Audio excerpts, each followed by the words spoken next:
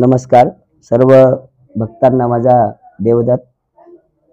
आज या ऐतिहासिक नगरीमध्ये राष्ट्रकूटकालीन असणाऱ्या राजा कृष्णदेवराय यांची ही राज्यनगरी असलेली आणि धार्मिक वारसा लाभलेल्या या पांचाळपूर नगरीमध्ये परमपूज्य आमचे गुरुवर्य सद्गुरू संत श्री आनंदगिरीजी महाराज, गुरु जयगिरीजी महाराज, दत्तमठ संस्थान, बोरगाव, किवळा, तालुका लोहा, जिल्हा नांदेड, महाराष्ट्र या गुरुवर्यांच्या पादस्पर्शाने पावन झालेल्या या भादरपुरा नगरीमध्ये त्यांच्या आवरत चालत असलेले दैनंदिन कार्य या भूमीमध्ये त्यांच्या 2000 इसवी सन 92 पासून त्यांच्या हातून या ठिकाणी कार्य झालेलं आहे आणि 2002 पर्यंत त्यांनी या ठिकाणचा नेम चालवलेला आहे आणि त्यांनी दिलेला जो धार्मिक कार्याचा वारसा आहे, पौर्णिमा झाल्याच्या नंतर, चतुर्थीच्या नंतर पंचमी येत असते, त्या दिवशी दर महिन्याची पौर्णिमा निमित्त भंडारा महाप्रसाद आणि एक नामी असणारे आनंद दत्त सांप्रदायिक असलेला आमचा हा संप्रदाय आणि त्या विषयी चालणारा जो कार्य आहे, जसे एक नाम म्हणजे अखंड दत्त नाम स्मरण, अन्नदान आणि आनंद दत्त महापूजा या ठिकाणी दर महिन्याला होत असते आणि तीच गुरु महाराजांची लावून दिलेली जी महाराजांची दैनंदिन नित्यनेमाची क्रिया आहे, या ठिकाणी सर्व आमची सद्भक्त शिष्यमंडळी, सर्व भाविक भक्त मंडळी या ठिकाणी दर महिन्याला आणि दरवर्षी या ठिकाणी करीत असतात। त्याच अनुषंगाने महाराजांनी लावून दिलेल्या नियमामध्ये वार्षिक कार्यक्रमामध्ये अखंड दत्तनाम चातुर्मास हा त्यांच्या काळापासून चालत आलेला आहे। जवळजवळ या कार्याला 25 वर्ष गेल्या वर्षी पूर्ण झालेले आहेत, म्हणून आम्ही सर्व गावकऱ्यांच्या, सर्व सद्भक्त शिष्यमंडळींच्या सहकार्याने आम्ही तो अखंड दत्तनाम चातुर्मास 25वा वर्ष रौप्य महोत्सव अति भव्य दिव्य अशा स्वरूपामध्ये कार्यक्रम या ठिकाणी साजरा केला होता आणि त्याच अनुषंगाने त्याच रौप्य महोत्सवाचं वर्धापन दिवस म्हणून आज हा या भादरपुरा नगरीमध्ये अखंड दत्तनाम चातुर्मास समाप्ती निमित्त कीर्तन व श्री दत्त कथा महोत्सव पालखी सोहळा या ठिकाणी आयोजित करण्यात आलेली आहे आणि या कार्यक्रमाची रूपरेषा दिनांक 2 जानेवारी ते 8 जानेवारी पर्यंत चालत आहे। आज सप्त्याचा 6वा दिवस आहे आणि उद्या या सप्त्याची सांगता निमित्त गावातील प्रमुख रस्त्याने श्री दत्त महाराजांची पालखी मिरवणूक सोहळा अति भव्य दिव्य अशा आनंद उत्सवामध्ये सर्वांच्या गावकऱ्यांच्या, सर्व भक्तांच्या मांदियाळीमध्ये संपन्न आणि साजरी होणार आहे। म्हणून या ठिकाणी दुपारी पालखी मिरवणूक संपल्याच्या नंतर एक गुरु महाराज, अनेक मठाधिपती या ठिकाणी येणार आहेत, त्यांचं संत दर्शनाचा लाभ होणार आहे। त्यानंतर त्यांच्या श्रीमुखातून आशीर्वचन हे आपणास ज्ञानामृत लाभणार आहे। म्हणून त्यानंतर सार्वजनिक गावकरी मंडळीतर्फे सर्व संस्थांच्या वतीने महाप्रसाद पंचकोशीतील सर्व सद्भक्तांसाठी या ठिकाणी केलेला आहे। या ठिकाणी दत्तनाम सप्ताह या सोहळ्यानिमित्त दररोज अन्नदान या ठिकाणी चालू आहे। सर्व गावकऱ्यांना व परिसरातील भाविकांना सर्वांसाठी या ठिकाणी महाप्रसाद केलेला आहे, चालू आहे। आज 6वा दिवस आहे आणि उद्या सुद्धा सर्व पंचकोशील भक्तांना सर्वांसाठी महाप्रसाद या निमित्ताने होणार आहे।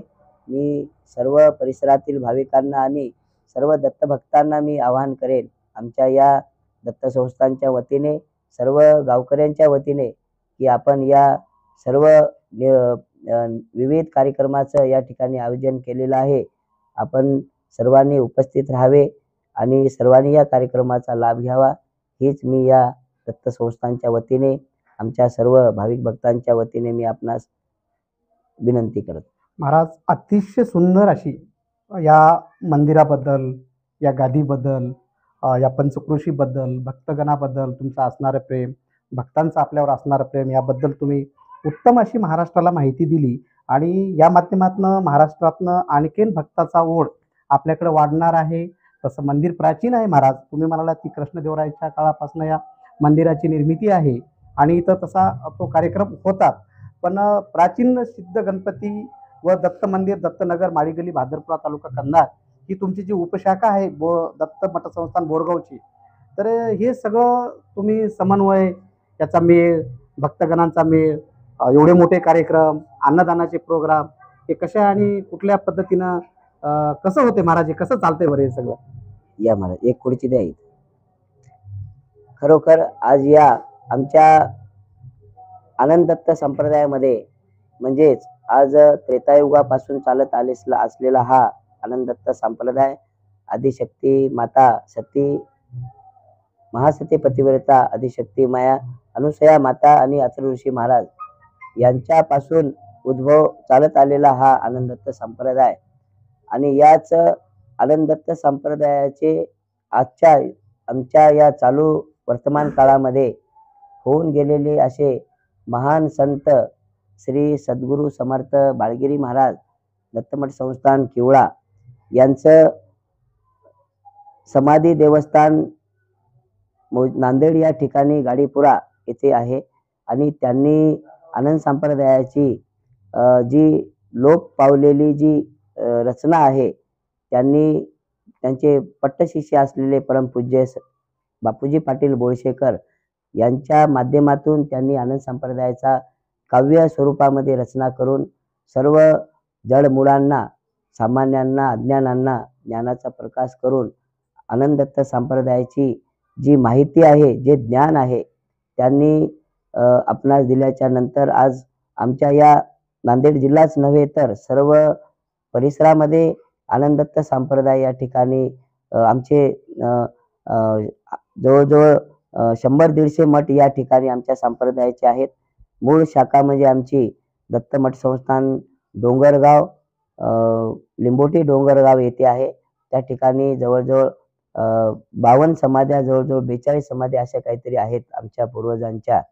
आणि बनाची शाखा कोलंबी येथे आहे. खूप जुनी शाखा आहे आमच्याच संस्थांच्या बरोबरीची.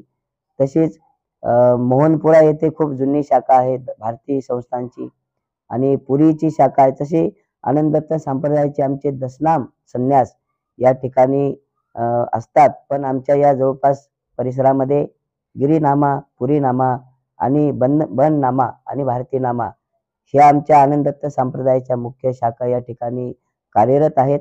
आणि सर्व भक्तांच्या, सर्व शिष्यमंडळींच्या सर्वांच्या सहकार्याने हा आनंद दत्त संप्रदाय अतिभव्य दिव्य स्वरूपामध्ये या ठिकाणी फार फार जुना संप्रदाय आहे. पण काही काळानंतर लोप पावल्याच्या नंतर आज त्या गुरु महाराजांच्या, बाळगीर महाराजांच्या निर्मितीनंतर हा संप्रदाय पुन्हा उजेडात आलेला आहे. आणि खरोखर हा आंतरराष्ट्रीय नाहीच तर या संप्रदायाचीच रचनाच या बाकीच्या संप्रदायासाठी झालेली आहे. म्हणून आमचे गुरुवर्य परमपूज्य संत श्री बाळगीर महाराजांचे शिष्य असलेली आमची परंपरा परमपूज्य किशनगिरीजी महाराज, गुरु बाळगिरीजी महाराज, त्यांचे शिष्य किशनगिरीजी महाराज, त्यांचे शिष्य जयगिरीजी महाराज, त्यांचे शिष्य आनंदगिरीजी महाराज आणि त्यांचे शिष्य आज मला त्यांची या ठिकाणी सेवा करण्याची संधी गुरु महाराजांनी त्यांचा चरणरज सेवक म्हणून या ठिकाणी तयार केलेला आहे. आणि त्यांनी दाखवून दिलेल्या यांच्या संप्रदायाच्या कार्यावर आज त्यांचे रात्रंदिवस त्यांचे जवळपास आमच्या गुरु महाराजांच्या हातून जवळजवळ 40 मठ संस्थान निर्माण झालेले आहेत. आमच्या दोन्ही गुरूंच्या हाताने मिळून आज 42 मठ संस्थान आहेत. आणि आमची मुख्य शाखा जी आहे दत्तमठ संस्थान किवळा बोरगाव येथे आहे. आणि ही शाखा गुरु महाराजांनी लावून दिलेल्या नियमाप्रमाणे सर्व आमचे नियम कार्य या ठिकाणी चालत असतात. त्यापैकीच हा वार्षिक कार्यक्रम आज आणला आहे. आणि सर्वांनी या कार्यक्रमाचा लाभ घ्यावा ही मी सर्वांना महाराज विनंती करतो. शेवटचा प्रश्न सर. की सर्वांच्या मनातला प्रश्न आहे. एवढं धावपळीचं युग आहे. महाराष्ट्राला साधू संतांची भूमी म्हटलं जातं. महाराष्ट्रामध्ये वारकरी संप्रदाय आहे, दत्त संप्रदाय आहे.